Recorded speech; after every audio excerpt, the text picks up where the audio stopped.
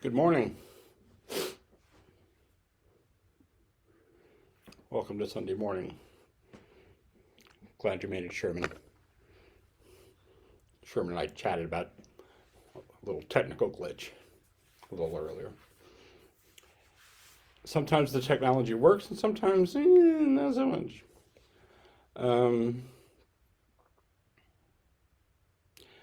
Today, I've been doing these talks on what I refer to as the art of being well, which basically is about dealing with difficult states and knowing that we're okay.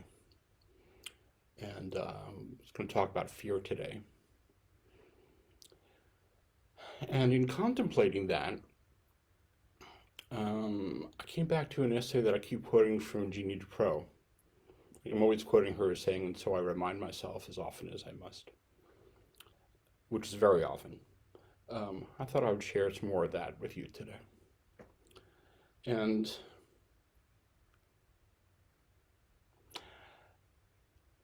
you may or may not have noticed, I never ever talk about politics in these sessions. But my grandmother is from Odessa.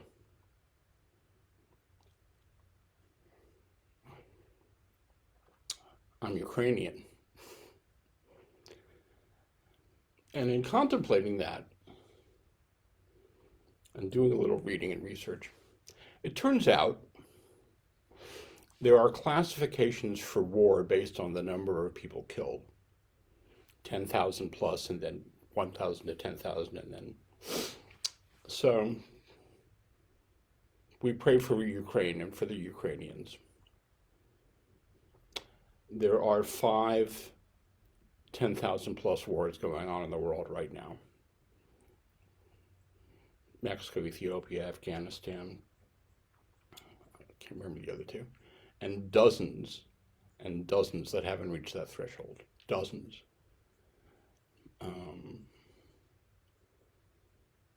And I grieve for them all. This one makes the news because, well, for various reasons. Because we have NBC has a news bureau in Moscow. But nobody's writing about what's happening in Chad or Mozambique. And the idea that some lives matter less is the root of all that is wrong in the world, said Dr. Paul Farmer, who passed away a couple of weeks ago. And this specifically is what that looks like. So,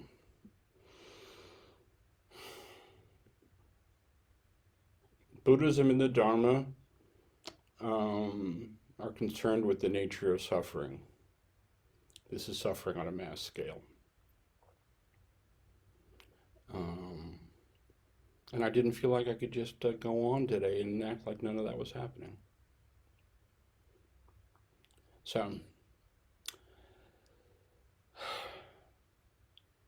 why don't we meditate for a few minutes, or for our regular half hour or so. And then I'm going to share with you, I was rooting around and found some notes I'd taken from a meditation retreat I did with Steve Armstrong, who's a great meditation teacher, a couple of year ago, and I thought I'd take a couple of seconds to share that. There's some good practice stuff in there. And then we'll move on. So, thank you for listening.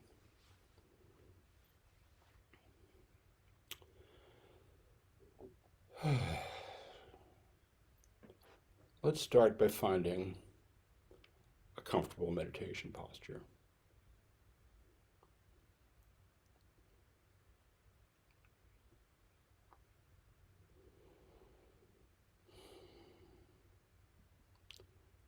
A meditation posture is in which you're comfortable and alert, but not rigid. Your body can be relaxed.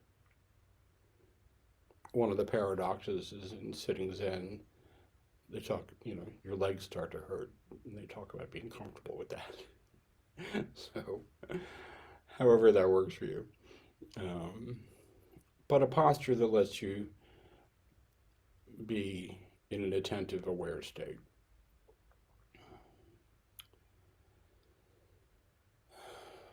And in assuming a meditation posture, we're acknowledging that we're entering into something else other than our just normal day to day walking around us. So, just let yourself relax into your body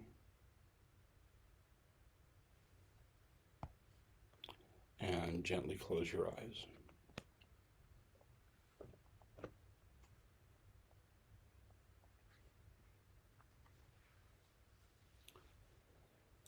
And let's start with a few slow, deep breaths into the belly.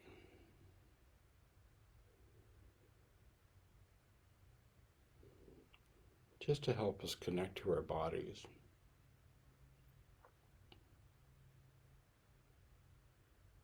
Help us connect to our breathing.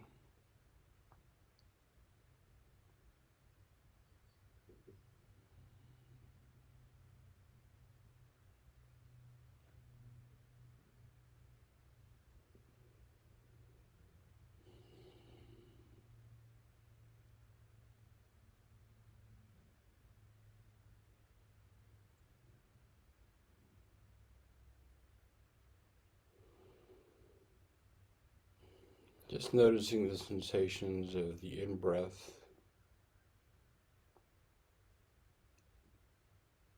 noticing the sensations of the out-breath.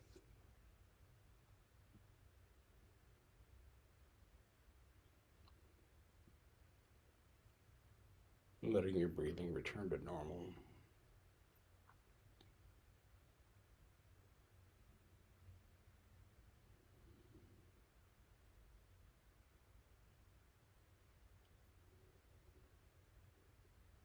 Noticing what it feels like at the top of the in-breath. Might have pause for just a split second and notice the sensations of the body transitioning to an out-breath and the pull to release.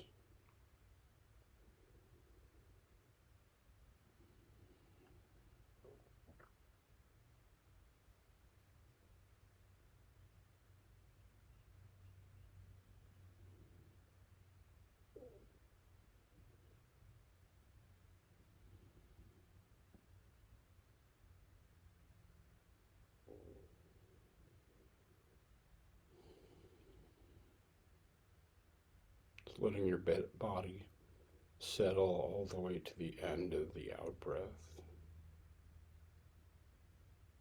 Noticing the sensations of the out-breath completing itself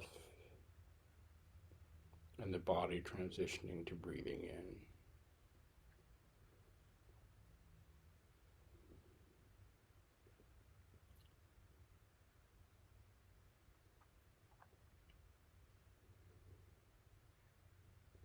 Just noticing the sensations of the body breathing itself.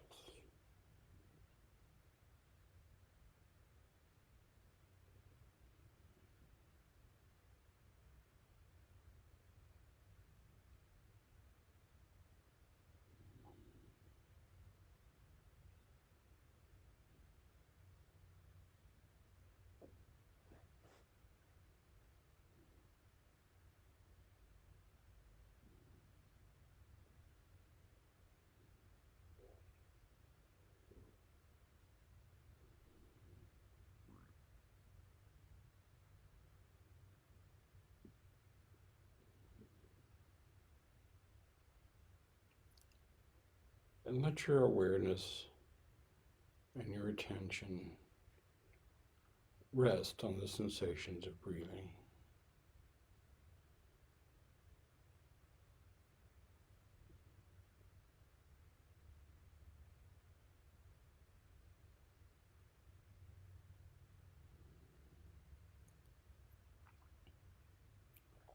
Some people do this by focusing on sensations of air moving in and out of your nose.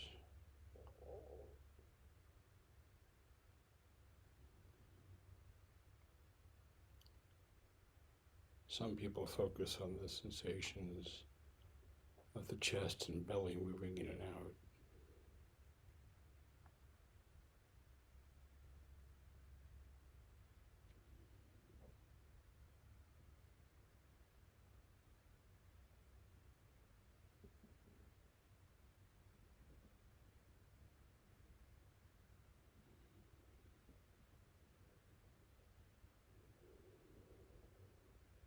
Just noticing.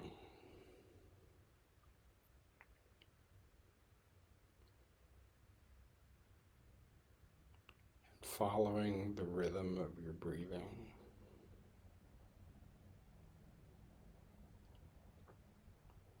Not trying to control it or doing anything.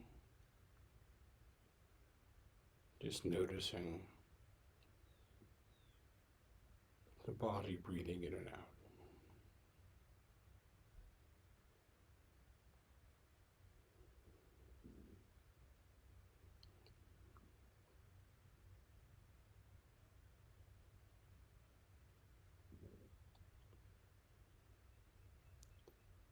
And the mind wanders off into thought. It's okay. It does that, and there really isn't much we can do about it. But just notice it. You may notice it right away, or you may be lost in some thought train for some period. It's all good. Just notice it, thinking, without getting involved in whatever the content of the thought stream is of the moment. That's going to change to something else anyway.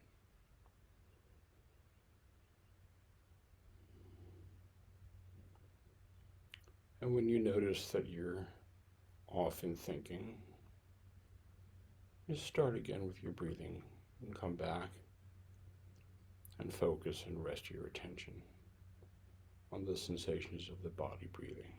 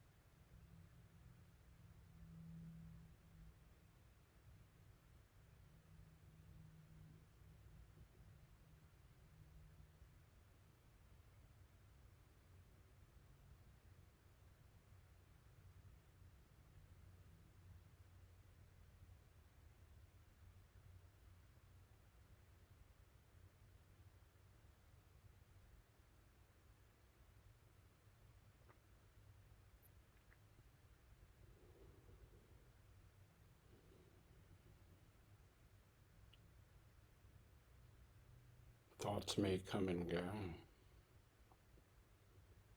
may wander off into thinking.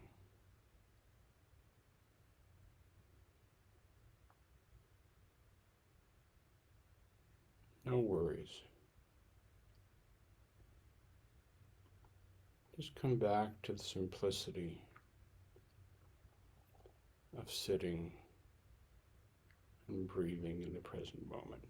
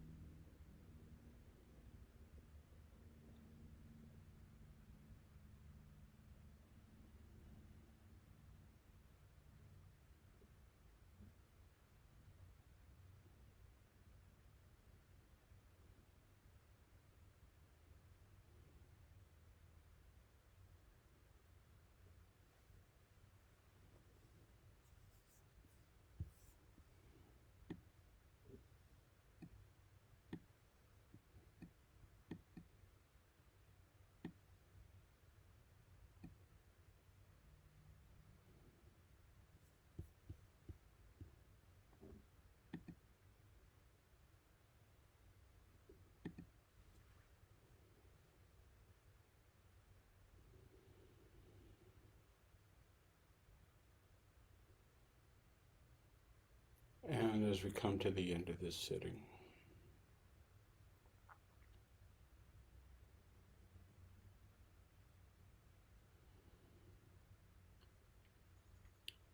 I invite you to notice if anything has changed since we began this meditation.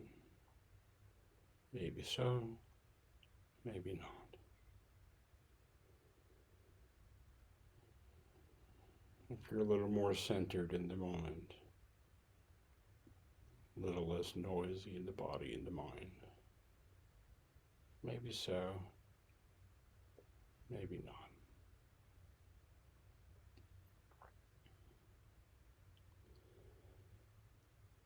But I invite you to take whatever benefit you've gotten from today's practice into the world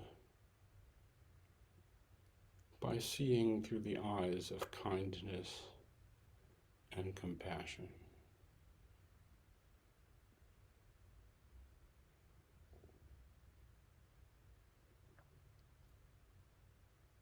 And letting the energy of compassion and kindness and well-being flow through you to the people in your household, to the people on your street, to your community, out into the world.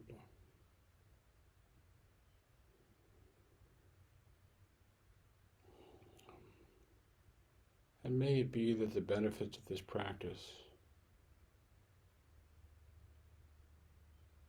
bring healing to the suffering, peace to the troubled,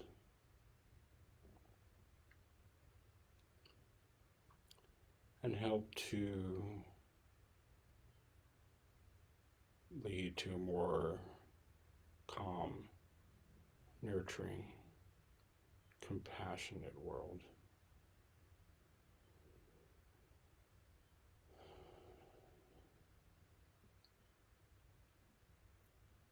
And may it be that the fruits of this practice help us contribute in whatever small way,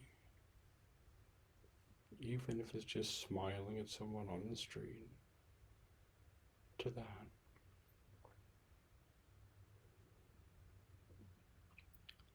May the benefits of this practice be of benefit to all beings everywhere. May all beings be happy. May all beings be safe. May all beings be well. May all beings be at ease and at peace.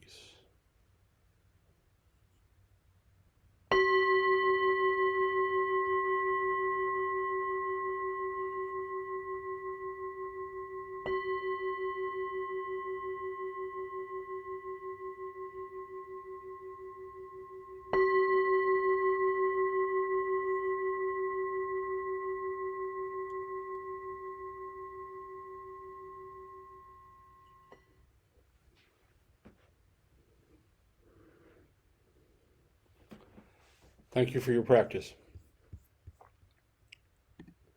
As usual, I have included the usual information in the chat, information on how to find these sessions from various locations on Zoom, Facebook, and YouTube, my contact information on my website, a link for a donation if you feel so inclined, although there is no requirement to do so. So, rooting around on my hard drive, looking for what I'm going to share with you later on in just a minute or so too. And I came upon my notes from a retreat I did with Steve Armstrong some years ago, at least 6 years ago. Steve runs the Vipassana Metta Foundation. He's a Dharma teacher in Hawaii, and every year he comes to the mainland and does talks and retreats. And I just happened to be there one night when he was doing a Dharma talk in Sacramento, and then I ended up doing this retreat. And I wrote down a few things from the last time I was with him. That's where I was. You know, I've talked about the retreat where I was sitting out in the woods and I heard my mind tell me I was screwing it up. Some of you may or may not remember that. That was the Steve Armstrong retreat. So I wrote down a few things I thought I would share with you. No matter where you go, your mind is there, so you better get used to it. Make friends with it. You can't do this practice wrong.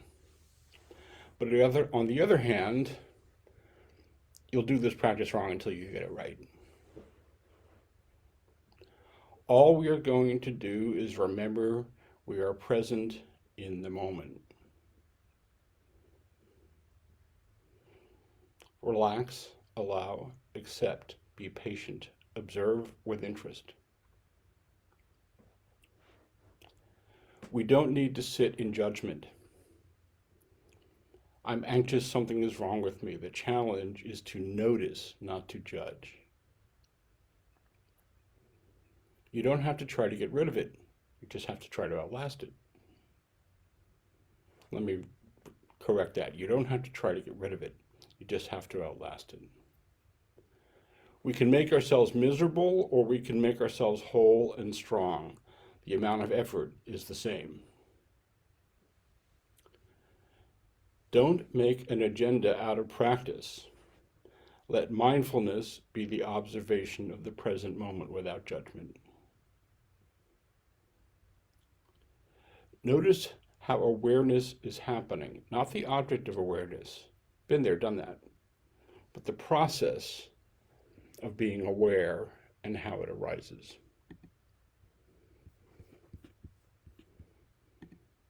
Anyway, I hope you found that at least interesting or useful. I really enjoyed that particular retreat.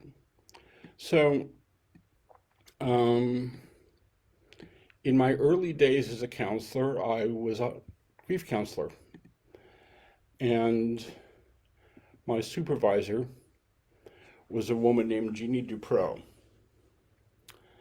And one day, like it's nothing, she said, my book came out. And I went to see her read, and I was like floored and blown away. It's become one of my favorite books, especially on the nature of practice. Jeannie was a Zen student practicing with Sherry Huber, Sherry with a CH. You should check out Sherry's books, Sherry Huber. She writes books like That Which You Are Seeking or Is Causing You to Seek. And at one point, Sherry bought some land and started a monastery up in the Sonoma Hills in California, and offered her students opportunities to buy land and build on it. And Jeannie and her partner Sylvia bought a piece of land and built a house out of rammed earth. Hence the title of the book, The Earth House, which I don't have a copy with me, or I would hold it up and show it to you.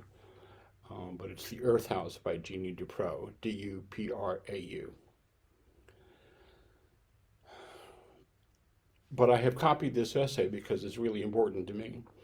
And so the guide she refers to in this essay is Sherry Huber.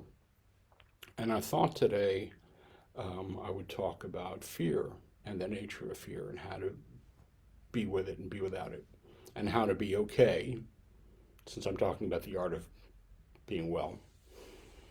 And I was thinking about this essay, and I realized I can't improve on it. Right?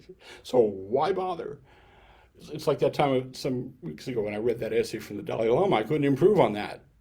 So why bother? So I thought I would share this with you. This is from Jeannie Dupro, The Earth House. There is nothing to fear, said the guide in that first encounter. But how can this be? Surely she is wrong. There is so much to fear. There is the rapist in the bushes at the park, and the lost soul with drugs in his blood and the gun in his pocket. There's the elevator that sticks between floors when the earthquake strikes, and the missiles waiting underground for their signal, and the disease that begins as a lump or a spot and spreads out its deadly fingers. Count up the things to be afraid of. They are endless. You can be afraid of catching your arm in the gears of a machine. You can be afraid of running over a child that darts in front of your car, or of falling out of an airplane. You can be afraid of getting old, or dying too soon, or losing the people you love. You can be afraid of pain. Don't tell me there is nothing to fear. I am an expert on fear. If catastrophes are scarce, my imagination supplies them. All my journeys are preceded by plane crashes or car wrecks. I have spent hours fighting off murderers, trapped under the rubble of skyscrapers, and lost in the bad sections of cities. In the summer of 1962, a nuclear inferno blazed in my head night after night. I know what there is to be afraid of. Here's the strange thing. Sylvia, her partner, is not afraid.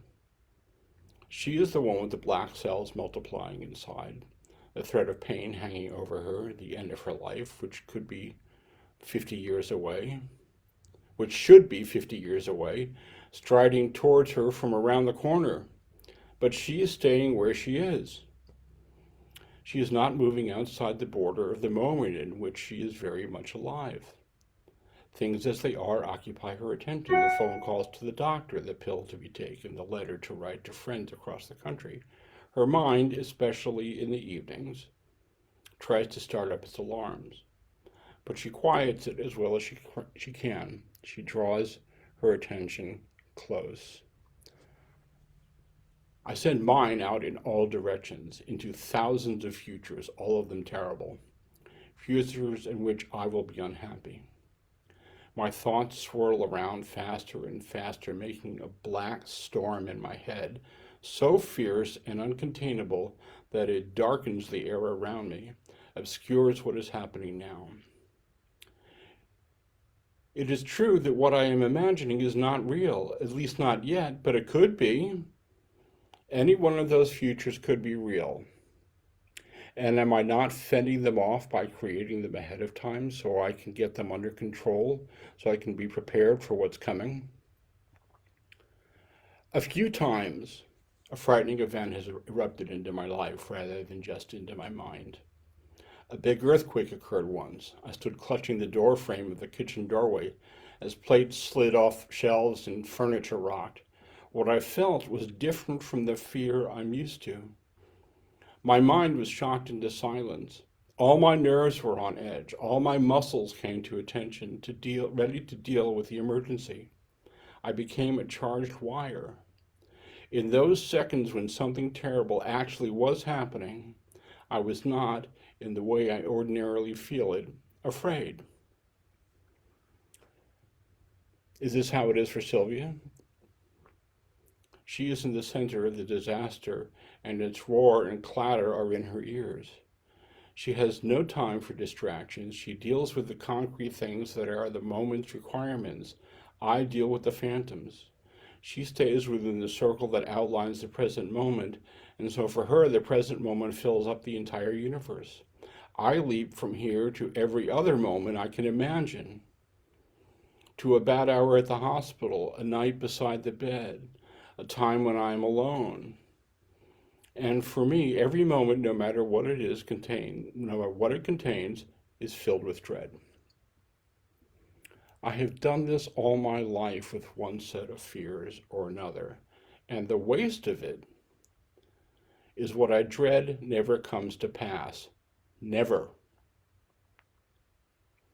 Most of what I fear doesn't happen at all, but it happens in a form that rarely resembles what I have imagined when it does.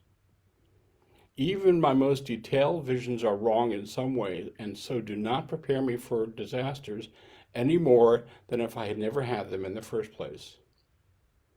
What they do is keep me asleep, caught in my own dark mumblings and ramblings, while the solid, bright-colored things of each real moment slide by me unnoticed. And when I see this, I shake myself like someone trying to wake up from a drugged slumber. Look, here I am once again in the midst of an earthquake, though it is one that will happen over months instead of seconds, and I need my wits about me, my hands free to do what's necessary. Time is passing. Every minute is different from the last minute. And who knows what will be in the next minute. I must not miss anything, but I will if I'm lost in my dreams of disaster. What I've called fear suddenly turns upside down and looks like a luxury I cannot afford. And so I remind myself as often as I must, which is quite often. Hold still, stay here, put the groceries away, turn on the lights, get dinner ready. Try to remember there is nothing to fear in this moment, and this is the only real moment there is.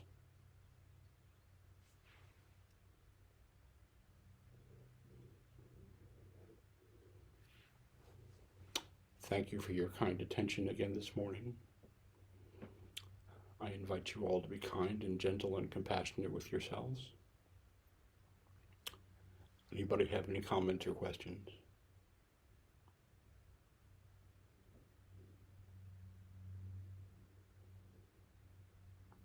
All right then.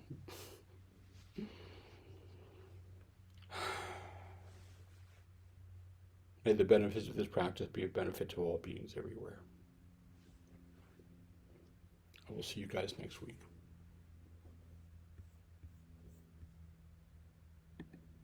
Thanks, Ken. Thank you.